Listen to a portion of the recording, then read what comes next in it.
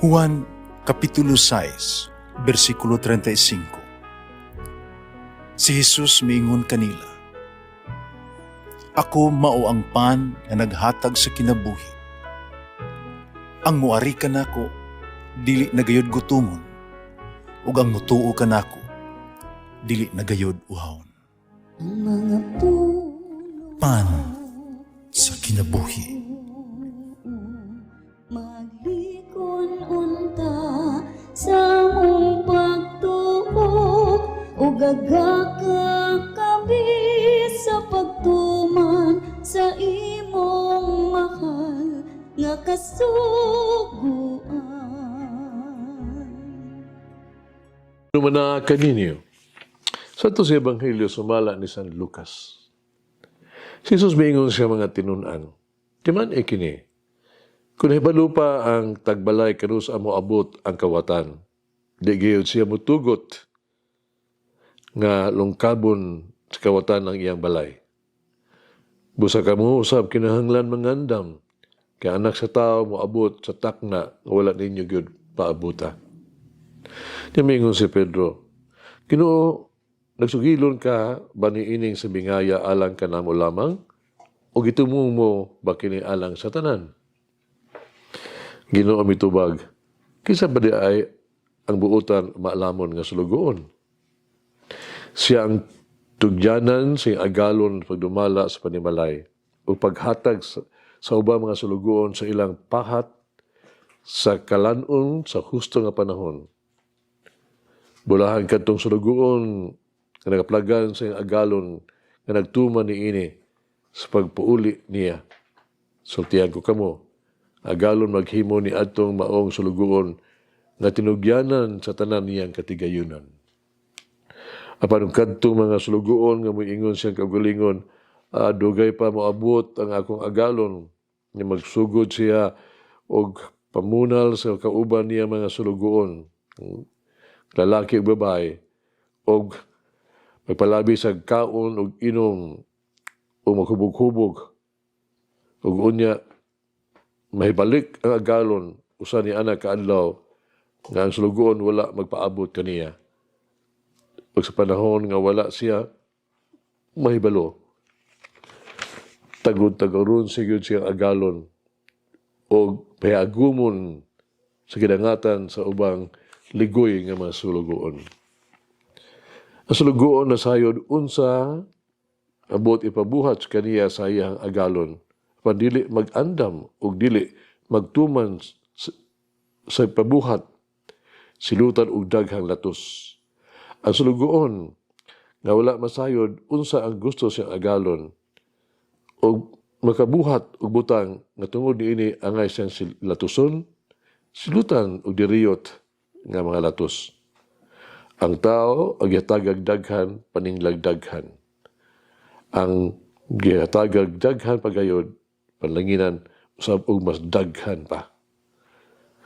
Ebanghelyo sa Ginoo. Pasalamati ang Ginoo kay siya maayo, ang iyang gugma mulungtad hangtod sa kahangturan. Pasalamati ang Diyos sa tanang mga Diyos, ang iyang gugma malungtaron.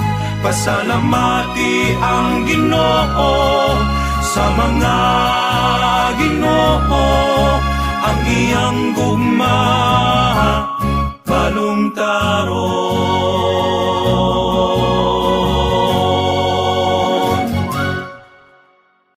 Ang Ebanghelyo karon, no? Specific kaayo nga gitumong ni adtong mga tawo naghupot ug taas nga katungdanan, no? Mga pangulo. Si Pedro nang utana, Ginoo, alang magkining sa bingaya kanamo ug alang sa tanan. Gipresentar ni Pedro ang iyang kaugalingon isip pangulo sa mga apostoles o pangulo sa simbahan.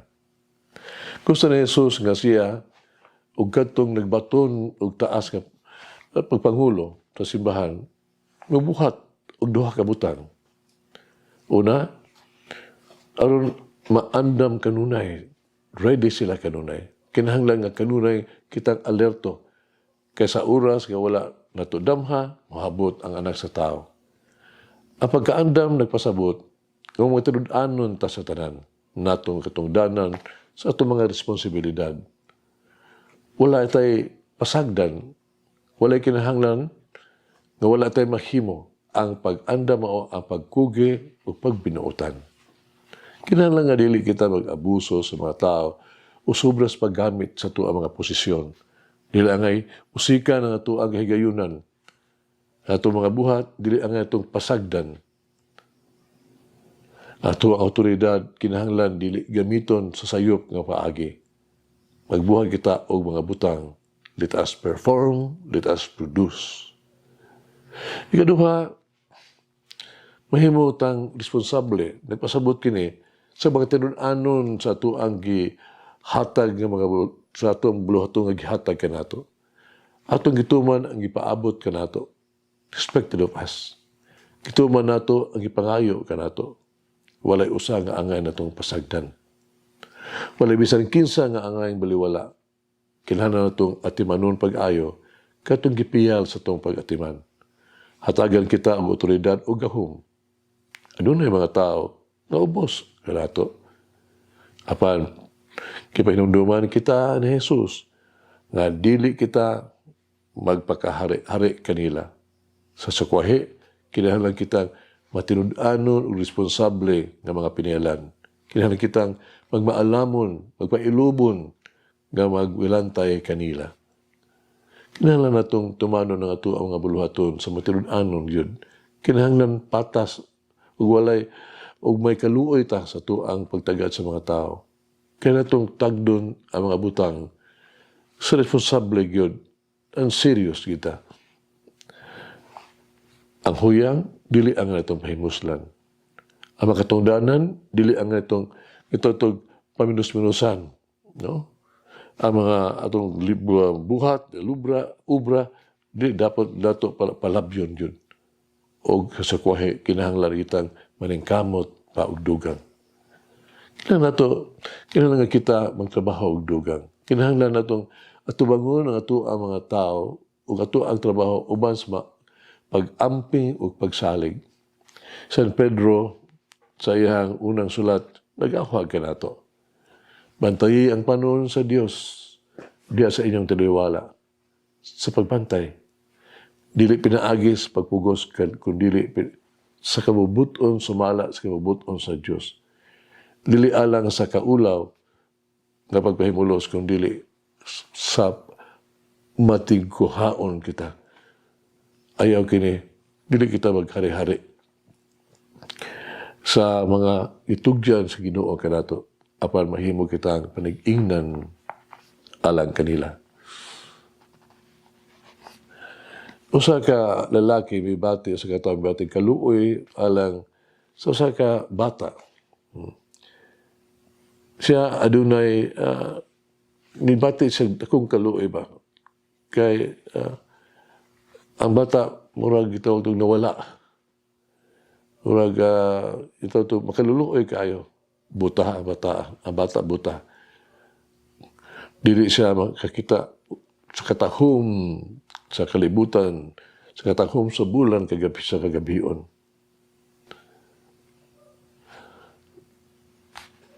Gimingaw siya, murag lang nangandoy siya, no? Sa mga kalindot sa kolor sa mga bulak, sa mga dahon. No? Luoy kayo. O kini nga tao,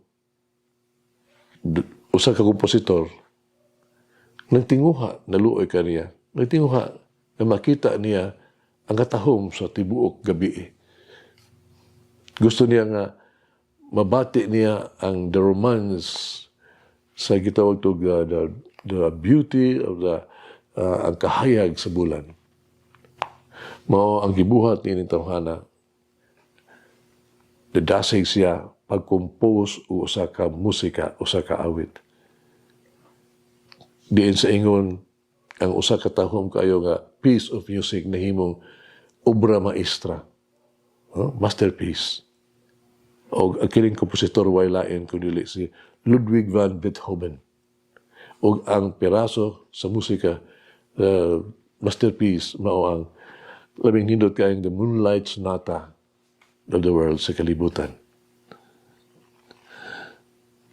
Magsuon, unsaon ako pagtatar kadtong gipiyal sa ako ang pagatiman katong ubos sa akong otoridad. Mag-ampo kita. Atong minahal nga Ginoong Hesus, atong Diyos umaluluwas. Mani ako kanimo aron pag-ampo alang adto mga opisyales sa publiko. Pabsanon ko ang maghangyo sa imong giya. Tamangi intaw sila nga may sama kanimo. Nga may ani kanamo dili alagaran kung dili aron mag-alagad. Giyahay sila sa pagserbisyo so walay pag-ihap o gasto. Pag-alagad, dili sumala silang pagbati sa pag-alagad nga walay pagtagad sa itong physical nga panagway, no? Kalamigitan o sosyal nga kahimtang. Dili discriminating. Ang pagsudong kanimo, hinaot nga sila mag-alagad uban ang gugma. Hinaot nga magkaalagad sila sa kinatasan yun. Hinaot nga sila moalagad uban sa pagpaubos ug hingpit nga pagkamitulod-anon. Among minahal nga Ginoong Hesus, ug mamululuwas sa mga paubsanon, na ako nagahangyo nga ihatag kanila ang imong grasya, ang mabalik ang imo ang mga serbisyo, paghatag sa kaugalingon. Hinaot, ihatag nila ang labing maayo alang kanato, ug ipagawas ang labing maayo ngari kanato. Amen. Oh, may it form me to be a faithful steward in the household of God.